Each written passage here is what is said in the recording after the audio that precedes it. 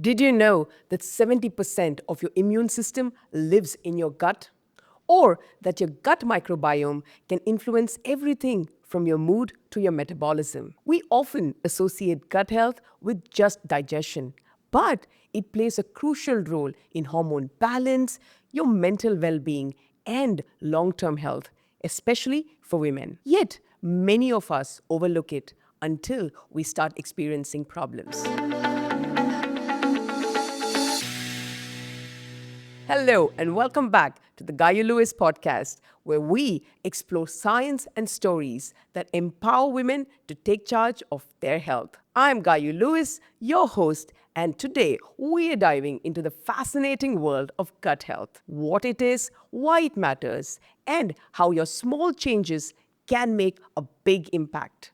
Joining us today is Dr. Shefali Verma, an integrative medical doctor, a functional medicine specialist with over 2 decades of experience in helping people with proactive health. Now, she's worked with elite athletes, government officials, and top corporates, helping people take charge of their health through nutrition, lifestyle medicine, and practical strategies. Her philosophy: prevention is the best cure. In today's session, we will dive into what gut health is, its influence on our hormones and our mental well being, and most importantly, how you can start making a change from today.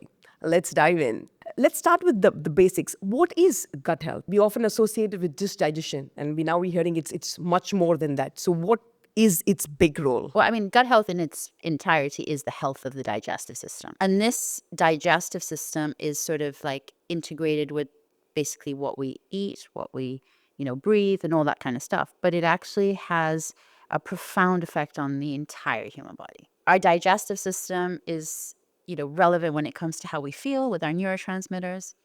That's where they're made, our immune system. So it's never just about the symptoms of the digestive system. In fact, that's actually one of the myths that if my tummy feels good, there's nothing wrong with my digestive system. And that's not really true. Now there's more and more books on sort of health of the gut related to health of the mind. There's so many more books, whereas when we first started, people really didn't understand. IBS was a very common diagnosis. But for me, when people says, "Oh, I've been diagnosed with IBS," tell them straight away that just means that nobody knows what's wrong with you. Nothing sinister is happening because they've checked all those things, but that doesn't mean you're well. And often they're not well. They might not be sick in conventional way, but they're definitely not well. So the health of the gut is basically gut health, but it's linked to the health of you, really. When I first started functional medicine and like when I was learning, I remember one of my mentors saying, "If in doubt, treat the gut." Because you will definitely have some improvement somewhere and you will find out something that they are not even aware of. And so it's it's become a term that everyone uses, but it's far bigger than it just being linked to that digestive system. And I think this is where conventional medicine's kind of gone wrong, because right now we follow, at least here in the UAE, it's like if you have an ear, nose, and throat problem, you go to the NT doctor. If you have a headache, you might go see a neurologist. But no one links the digestive system with your ENT symptoms. And that's where the integration. So now I don't really call myself so much of a functional medicine as much. I normally say integrative because our bodies are integrated. And I think it's really important to understand how everything is correlated with everything. That's why it has such a big, profound effect when you treat the gut. Okay. Makes sense. It leads to my next question. They say the gut is often your second brain. Correct. As a health coach, I know there's a correlation directly between, there's a one nerve that connects our gut to our brain. But not only that, all your neurotransmitters are made in there. When you're nervous and you're having butterflies in your tummy and you're running to the loo, it's all connected. Or if you feel down, in children, I remember when I used to travel to the US a lot. Initially, I didn't really want to see children as patients, but I think when you see adults, they often trust you and then they're like, "Can you see my child?" So I ended up having to see, and I felt like, oh God, I'm such an imposter. I need to like go retrain in like, pediatrics.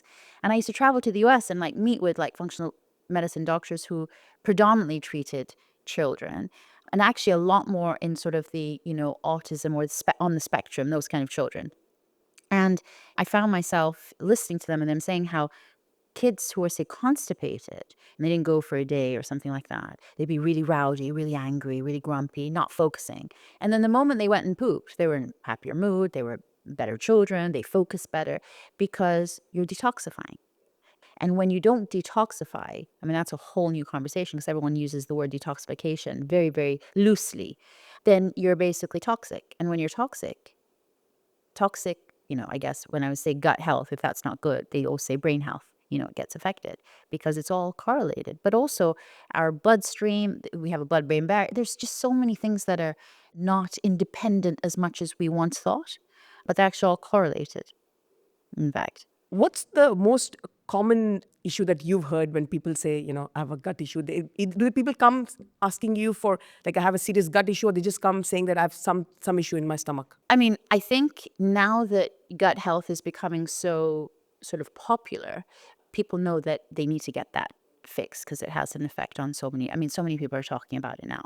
But most people would come in and sort of say, I'm bloated or I'm constipated, or those are the most common, or I, have diarrhea, or it's really loose, or it just doesn't feel, I know it's not normal, but I've always been bloated, or I've always been constipated. That in themselves is quite clear that they have like a digestive problem that they need fixing. They'll say, okay, I have digestive issues. But I get a lot of people who come in and might have, say, an autoimmune disease, and they feel like, okay, well, I really don't want to take immunosuppressants. There's got to be another reason. Let's go try and figure out the cause. And then they'll come and see me. And then through the history taking, we will often get to the point where, okay, the digestive system is definitely correlated within this diagnosis as well. There is some sort of, almost always, there is a digestive system issue and then an adrenal issue with it. And sometimes you'll only know how good you can feel when you feel it. So for some people who are constipated, they won't even say that they're constipated. You have to go very deep into the questions and sort of say, like, do you poop every day? Yeah. As like it's a yes or no answer. Okay, let's go 7 days. In 7 days, how many times would you have a bowel motion or whatever? And they might say 5. I said, well, that is not every day. And that is actually the definition of being constipated, because our transit time should be between 12 and 24 hours. Now, growing up and doing my medical degree in the UK and studying medicine in terms of sickness, we were taught to ask, well, has there been any change? How often do you go? Every other day. Is that normal for you? Yes, it's always been normal. Okay, they don't even question. But people don't realize that problems that happen later on in life are often determined by all the things that went wrong earlier in life. And it's accumulation of this not going. And, that's when we get hormonal irregularities. Same with PMS. People talk about, I know you're really interested in hormones, but like in terms of PMS, there's some people who have really bad PMS, and there's some people who don't have many PMS symptoms. Why is that? It's not hereditary. A lot of times they think it is, but often you can hear the lifestyle and how that changed over time. And how in some people who get hormonal imbalances, they have gut issues. And because they have gut issues, they weren't able to detoxify the hormones that they were producing on a monthly basis. And then over time, it became the estrogen progesterone ratios became wider and wider, and their problems became more and more severe over time. But that's not in what happened in the last 3 months. It's actually what's been happening throughout, potentially, since they started to have digestive issues. So it's all correlated in a sense. Very interesting. I mean, it opens so many things in my head at the moment. I'm thinking so many things. But off late, a lot of people are talking about, oh, I always have a bloating issue. I have an IBS, I've got an irritable bowel. Everyone has got speaking about the gut, which they didn't speak about earlier. Like you mentioned, it's because of what they did earlier in their lifestyle that's causing it now? I mean, if you think about our parents' generation, I don't think that they complained about it as much as we do now. But they didn't have access to things like the amount of antibiotics and so easily provided that we did. Even if you think about formula milk or like normal milk and how much it's been processed over time, how we eat. Our parents didn't eat the way, we eat now. Our parents would eat things that were in season. There was a lot more rotation. They didn't have as much processed food. It was a lot more home cooked food. Going out for, to a restaurant or having fast food was, it wasn't as available, but if it was available, it was a treat. It isn't as much as it is now. I think that a lot of the problems that we see now is actually a cause of the fact that businesses have created businesses on convenience, and we fall for it.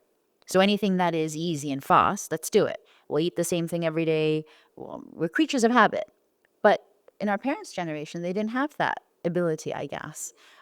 I think their resilience in terms of stress is a little bit a lot more than us. We get stressed a little bit easier, I think, and then so with social media, we get, we just have a lot more, I think, worries because I think we have access to so many other people's lives.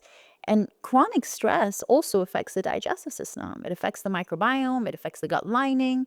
And then you eat the same foods all the time. Those foods have an ability to pass through this permeable gut lining into the bloodstream. The bloodstream has an immune system. The immune system says, hang on a second, what are you doing here? You shouldn't be doing here. And so it creates an antibody. And that antibody has a memory. So every time it sees it, it reacts to it. And there we start to develop flares. We start to develop symptoms. We don't manage the symptoms because they're tolerated. And because your other friend talks about having a little bit of bloating, we think this is a little bit normal. We ate this, we ate that. And we let it go on until it's no longer tolerated, or you kind of are sick and tired of having these kind of like symptoms. And then you kind of try and find help, But that's gone on for a long, long time, let alone the whole notion of like vaccinations and non-steroidal anti-inflammatories, the drinking culture in certain cultures, I guess, they all have an impact on the digestive system. And that accumulated over and years into adulthood is going to create some problems. Doctor, what else adds to, what all can disrupt gut health? You spoke about processed food, you spoke about antibiotics. Anything else? And to what extent do these actually disrupt the gut health? It almost doesn't matter how much, because I think if we do everything to worsen it, so our lifestyles in terms of food and drinking is such that that affects the digestive system. Stress is very common, but it's not normal. Yeah. So we are not really good at, our digestive system doesn't tolerate amount of stress, but going through emotional traumas, like your parents divorcing early, you take on, there's so many things that have an impact on, needing to do well at school and needing to perform and going through these exams. And again, it's all about stress management, which we're taught later on in life when we go through a burnout. But we're not really taught them Early on, yeah. I try and teach my children now, and now we have like coaches within the school and we have counselors within the school to be able to help them deal with stress and things like that. But then you have things like not sleeping because, we burn the candle at both ends, and that becomes another stress, which then we don't recover from. So now our immune system's not so strong. So then it creates more problems. Food sensitivities, when I was growing up and went to university, when I did my medical degree, they didn't believe in them. Even now I have loads of like, people are like, well, how accurate are they? But we didn't look into those kind of things. These are new age kind of like tests looking at why do you bloat? Why do you feel uncomfortable? What could be the root cause of IBS? Obviously, like I said, antibiotics, vaccines, going through alcohol, but it's a combination of many different things. And those are kind of like the lifestyle orientated things. But then you have things that are like one step further, like celiac disease, or you have inflammatory bowel disease, or you get so stressed that you now have an ulcer, right? So actual physical damage that we see in an endoscopy or a colonoscopy, they also are big holes technically in the digestive system. And then you're eating foods that penetrate, creating more inflammatory markers, really. It's a combination of many things, but I think gut health, if we start from right at birth, in fact, even before birth, what your mum eats and what she is sensitive to and what antibodies she may have to which foods, it will pass to the child, right? Then you have a C-section, which is fine. I have nothing against C-sections. In fact, I had them for my twins. But that alters the microbiome of the baby because the baby doesn't come out through the birth canal.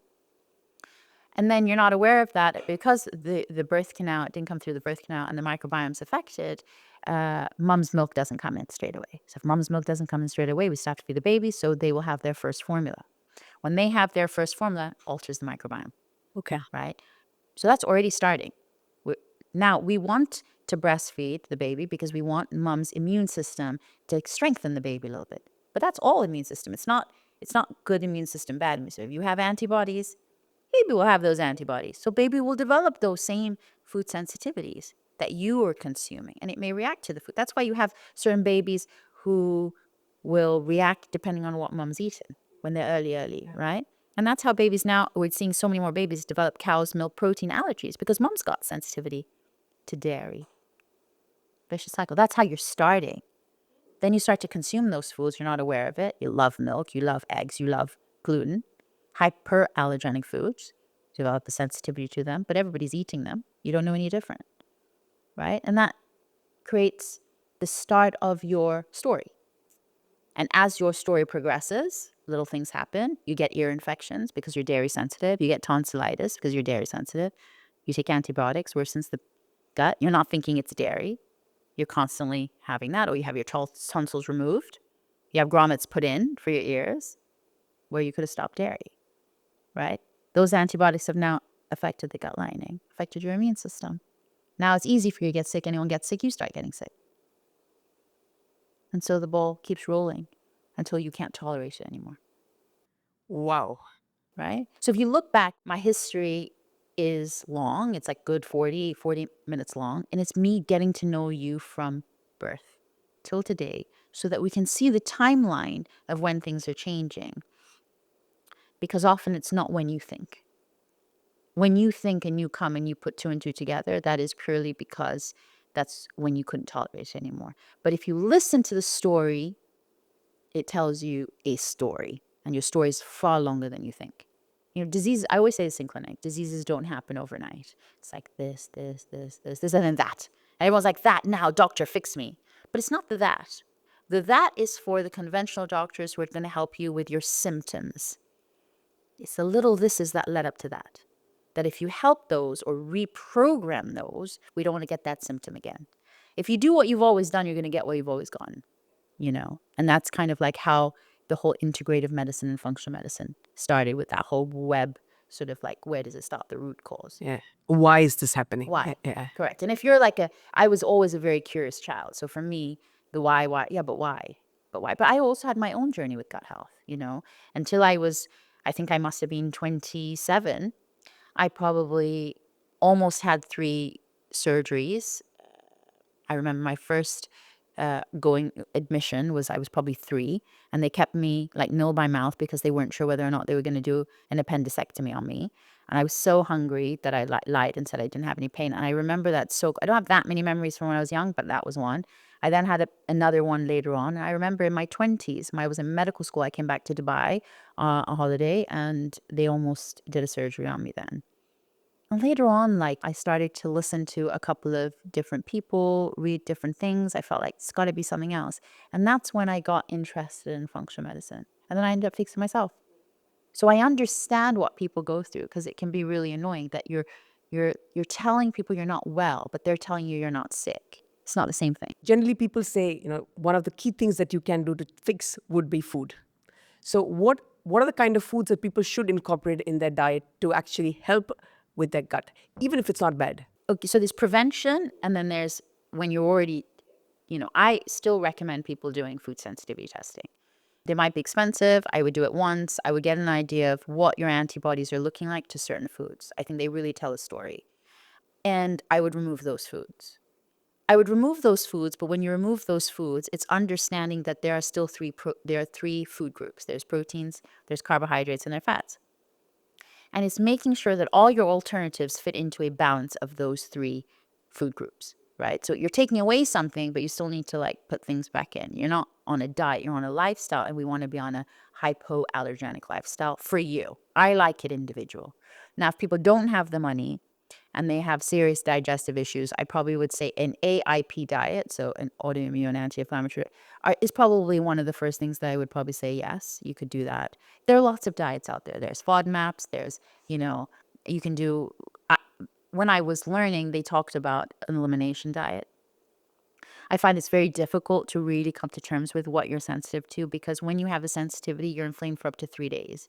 So when you eliminate, you've got to eliminate for long enough to know, and then put it back in to know. And I don't think people do that well. And they take away a lot of other food. So I think it's really important to make sure it's still balanced with your protein, your carbs, and your fats, and your fibers. Because fibers is very important for your probiotics to grow. It is the prebiotics of foods. It's the food for the good bacteria to grow on, in a sense. I would always do a food sensitivity test. I would, depending on your food sensitivity tests and avoiding your foods, then it depends on what your symptoms are. If your symptoms are better, then okay, great. If your symptoms are not, there's still something going on, then there could be an issue with the microbiome.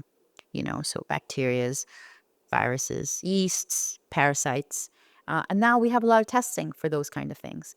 But I still think it's always good to do it, under the guidance of someone, because they are allowed to help you with the priority. Sometimes doing too much, you don't really know. A lot of times people try and do everything. And then you're like, well, what worked, what didn't? And when it doesn't work, did it all not work or did one thing not work? So I always say, you don't need to use all your secret weapons at once. It's good to know which one worked and then move on to the next one. And I think sometimes people with experience who can look at tests, or you can listen to a patient, you can see the patterns. Patterns are very similar amongst patients. You see the same things a lot. I can tell sometimes, and sometimes they're like, oh, why did you ask that question? How did you know? But patterns, there are patterns in medicine, and I think if you listen to the patient closely enough, and if you ask enough questions, the patient will tell you what's wrong with them.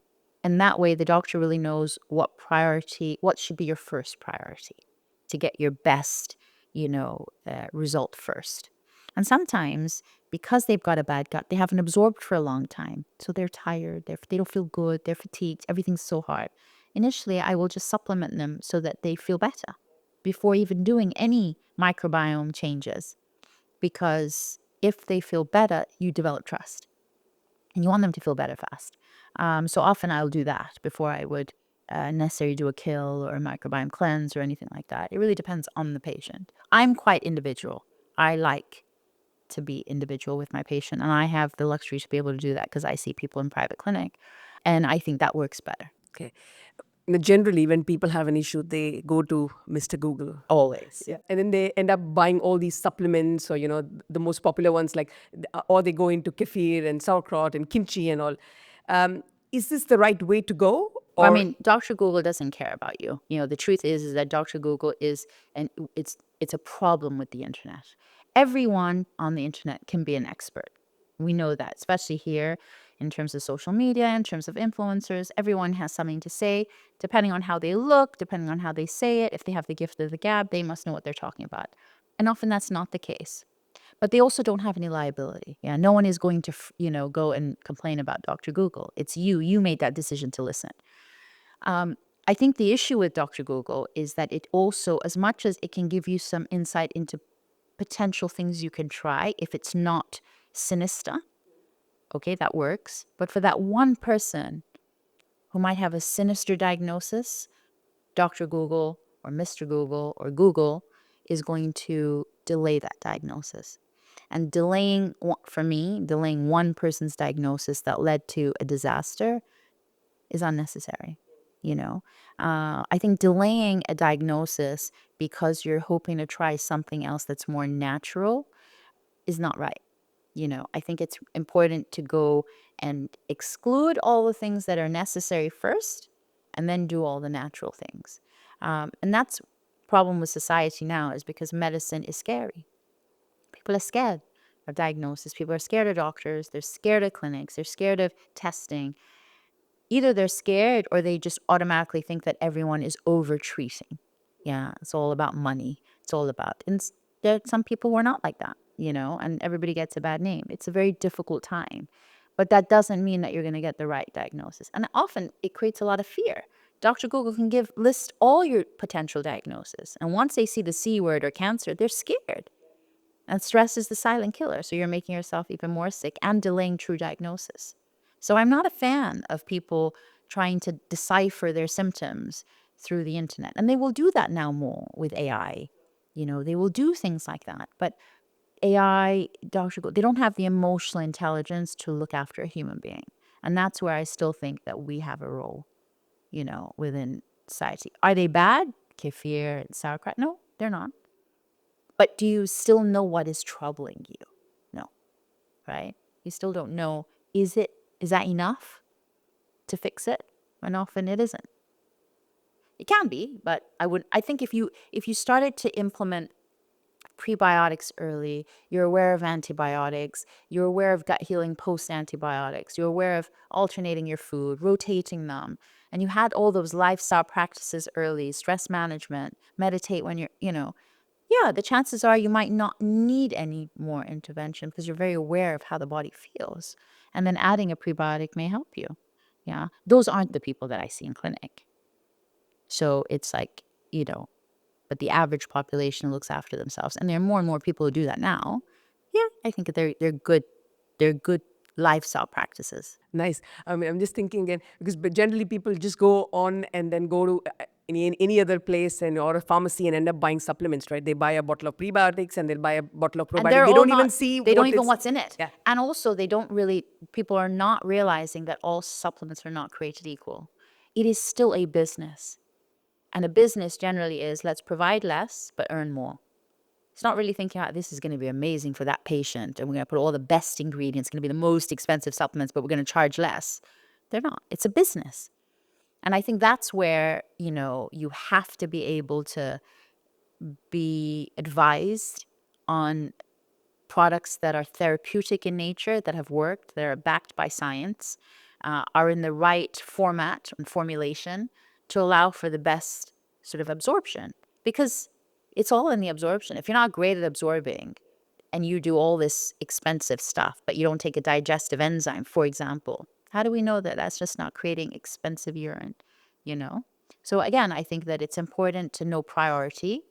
Why are you taking what and in what dosage? And what are you expecting to achieve from that? And that's what I like to also explain. So when I recommend, supplements, nutrients, I like to explain why am I giving this, potentially for how long, and I have an experience with this brand, so absorption. I care about absorption. I'm confident now. Saying that, so if I had 2 zinc supplements, after a few months, I would repeat to look at, did you absorb this one? Or maybe you need to be on the lozenge, for example. Some people do really well, some people don't. And that will determine. I wouldn't just keep you on it blindsided and not think about it. Like vitamin D and K. I'd rather give you the combination than to be like, just take vitamin D, because we know that K is important for the absorption of D, but calcium and that. So certain things like that, I think, is important to explain because, yeah, people do just run and they think all supplements are safe. And I don't think that's true either, especially herbs. Back in the day, we used to use herbs as therapeutic plants, and to now if we have them in a capsule and think, oh, it's in a capsule, it's a supplement, it's safe. It's not safe. I've had tons of people who are on like very common, estrogen modifiers and then come to me bleeding for 14 days, 15 days because their trainer said this is going to make you lose fat in your legs, for example, things like that. So I think you need to always think of the worst case scenario, at least as a physician. I think that's really important. But also anyone advising, I think it's very important to know when you should get sort of supervision from like a medical practitioner as opposed to just reading it off the internet. And I think people who write, no one's stopping them writing. So it's kind of like it's not their fault. It's kind of like our fault for listening and And blindly and believing. blindly believing, Yeah, true. But I think as humans, aren't we like that? We just like read something and if it's written on the internet, it must be true. Or if it's written in a magazine, it must be true. Yeah. And also, at what moment of your life were you vulnerable at that time, and it resonated with you completely, and you were like, Exactly. oh, this That is was me, and this is me. what I need. Exactly. Yeah. And I think we do fall prey at times that we're sort of vulnerable or going through a difficult time. If somebody's going to say this is going to be a quick, easy fix, we're like, yes, why not? Let's try that first. And I'm not sure that that's always the right way. Yeah. You spoke about supplements. I just want to have one question on that. Generally, people keep taking that supplementation. Is it good to take a break, like cycle your supplements so that the absorption's better, or should you I don't go think on? it's about absorption. I think it's about you being able to retest and make sure that you absorbed it in the first place, that you have enough of it. Taking a break, I always decrease frequency when I don't really, there's certain things that I won't necessarily stop because I know their lifestyle. So a vegetarian, for example, will always be like B12, folate, iron deficient. We know that. But there might come a point where I supplement them and their levels are really good. And I'll be like, just do it 50% of the time because it's still supporting you. But I don't think you need the full whack now because it's not necessarily deficient. And let's have a look at when we do it 50%, in 4 to 6 months if you repeat, if it's super down, then we know that for you, even your maintenance is more than 50%. In terms of stopping, if our quality of food was great and enriched with nutrients like it was, maybe I would. I just don't think it is. I don't think our quality of food is enriched as much as, say, in our parents' generation, where again, we might use the soil once, take the crop and we consume it, it's full of nutrients, and then we replenish the soil. Now we use the soil so many more times until it doesn't grow anything. And they were like, okay, let's get the next batch. We're always saving money. And because we're saving money, quality is no longer as, I don't think, as good as it was. But also our ability to absorb, I don't think, is as good as it was. Right? So if you look at two of those things, I'm like, I think we are going to be a society where we do need an element of, I think, supplementation. When people come to me all the time and say, well, I eat really healthy. I'm like, okay, first of all, let's hear how you eat and what you think is healthy. And even if they do eat healthy, it's like, well, is your gut healthy? Are you absorbing enough? And sometimes, a lot of the times, they're not. And bloods, it's instead of me guessing, I will often test. And then that's your answer. Then you can make an informed decision if you want to or not want to. But at least it's based on true data, and the person. I don't just treat bloods. I treat the person with the bloods. But again, I feel like sometimes people like to see proof, and that's important to be able to do that for them. How often would you recommend any regular person also to just do their tests? So a full medical after the age of 30, I would say every 12 to 18 months. And that's not to see if something's normal or not. It's to see that over years, how is it trending? So if we're slowly trending upwards and in like 5 years, it's going to be out of range, am I going to wait for 5 years for it to now be high? No, I'm going to say that, okay, what am I doing in my life right now that from last year to this year, it's gone up a bit? And then from, an ongoing, I might as well stop this, trending and make it more positive. Let's change something. And that's where the lifestyle medicine, I think, is super important to be able to do that. So that's kind of like for full medical, where you look at everything from your metabolic factors, thyroid, cholesterol, your inflammatory markers, your sugars. And then nutrients wise, I would probably do it every sort of 6 months, because I think that varies. If they've been severely low and deficient and I've supplemented them, I would do it in 4 months, something like that. Cost dependent, depending on their insurance, because that dictates a lot now. But yeah, I would say it's good to be on top of things a little bit, to look at in terms of prevention. It's a form of screening. Yeah. Very interesting. One very important question. I'm a women wellness coach. So, how does the gut change or alter as a woman progresses with her age and hits the perimenopause phase of life? So I don't think it changes as we get old. I think in general, whether we went into perimenopause or menopause or not, I think as years go on, whether you're a man, whether you're a woman, your gut's very important in what symptoms you're going to get. So like we just kind of like mentioned in terms of, even premenstrual symptoms, typically premenstrual symptoms, the more you have them, the more you are estrogen dominant. So if you are that person who has menstrual migraines, or you get really emotional, your breasts get really tender, you're heavy, clotty, bleeding, typically your progesterone is relatively low, right? And then you get all these symptoms. Now, if it is already low and then you move into sort of perimenopause, what normally happens perimenopause is that your estrogen goes crazy, right? So it goes really high before it actually starts to drop low. And in that time, if the progesterone's low, relative to a really now excessive crazy estrogen, you're going to have more symptoms. And that's where the sleep gets affected. That's where the emotions get affected. That's where you really low progesterone is like really high progesterone. You get really bloated, you get water retention. The brain is also then trying to like stimulate the adrenals to like make. So it's stressful because you're like, come on, FSH, we need to make more follicles. You're not making any. And then it becomes stressful for the adrenals. So all in that, you think about detoxification. Detoxification happens through the digestive system.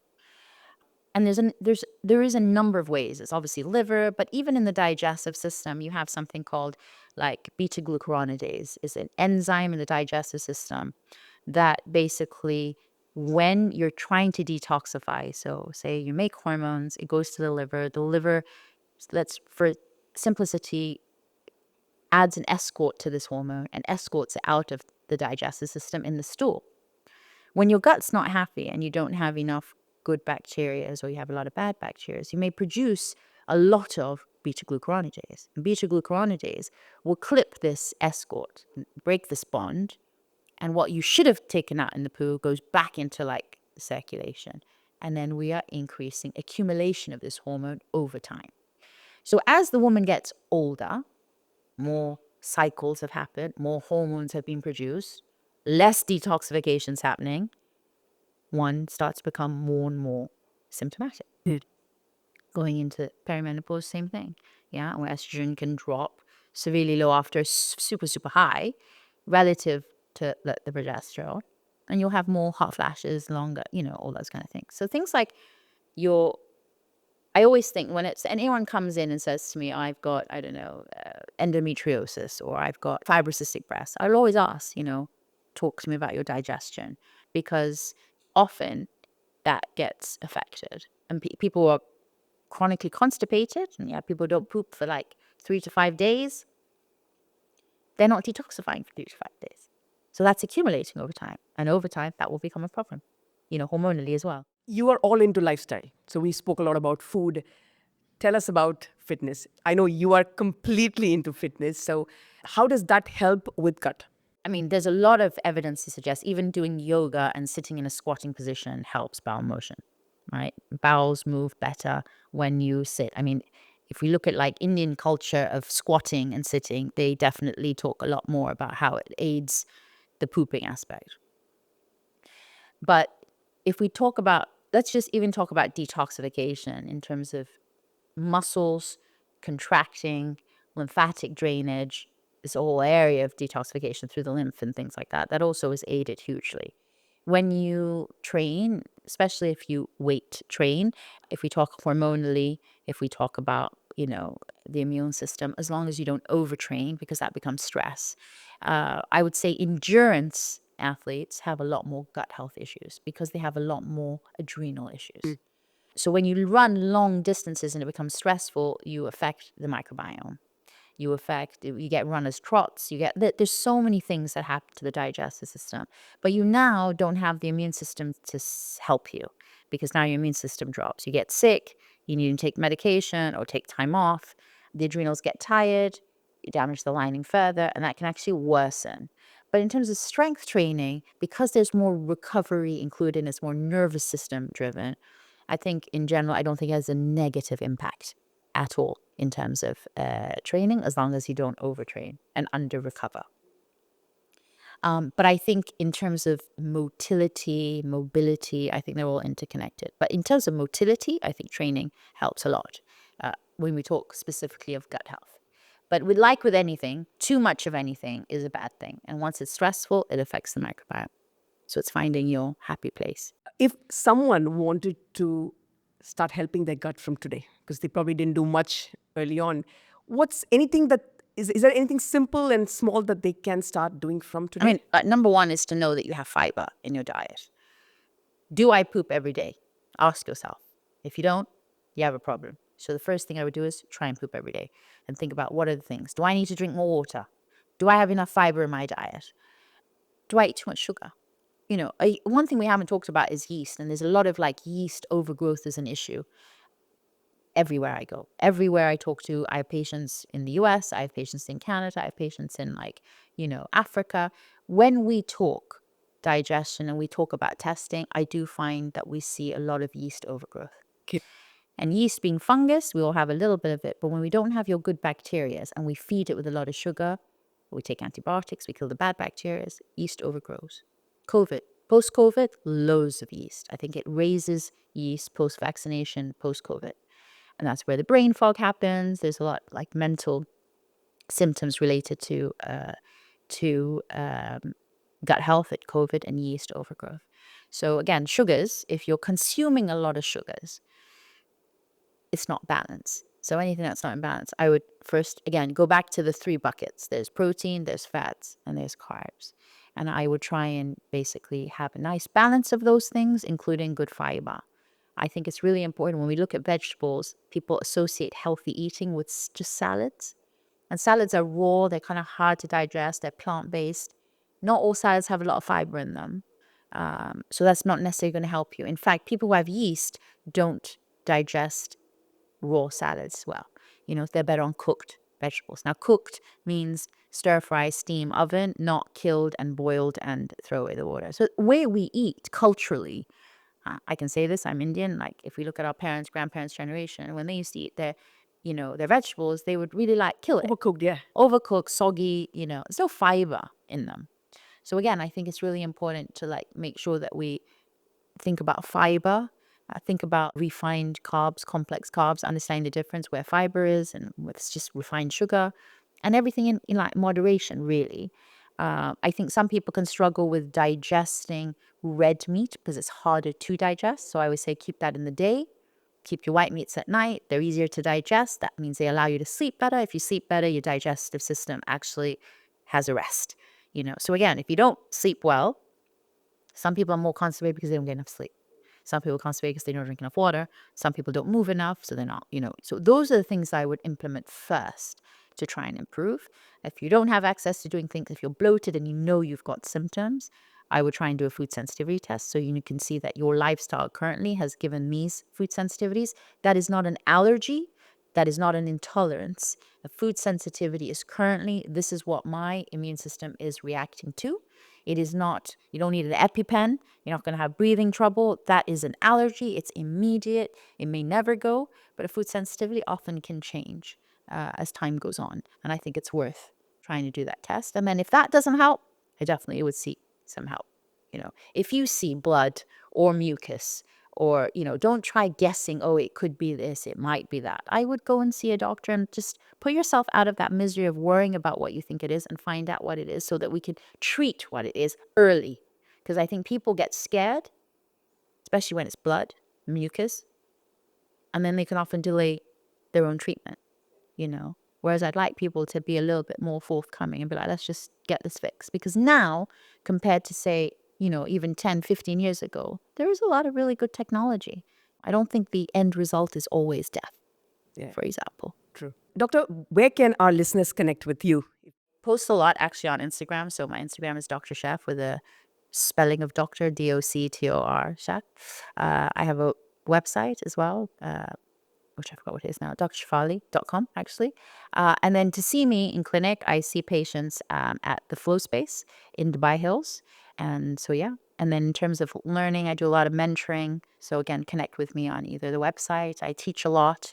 I do a lot of corporate stuff. I'm really, really, like you introduced me, I'm very passionate about proactive healthcare. So being able to change something for the future, I think that's pretty much what I enjoy doing. Amazing. Before we wrap up, we come to the last segment of the podcast. It's called the 1%. 99% of the podcast is generally around women's health, but men are a part of our lives too. So this 1% is dedicated to them. What is your 1% advice to the men in our lives? What can men do better to support women? What can men do better? Wow, when everyone talks about man, I always think about my man, and I'm like, wow, I'm so lucky. So now I have to think about all the other men who might not. I think in general, I think good relationships are formed by listening and hearing each other. And sometimes I think, that's the one thing that we are emotional creatures, and not all men can understand our emotions. But I think women really appreciate being heard. And I would say that if men could make an effort, even if it feels like a lot and it feels like all the time, I would probably say the effort of coming across that you're listening to a woman actually goes a lot further than I think one thinks. So I would say listening. I know that was probably not health related, but I think I feel that's important. To feel like you're heard and to come across like you're listening is a big thing. Amazing. So, men, listen.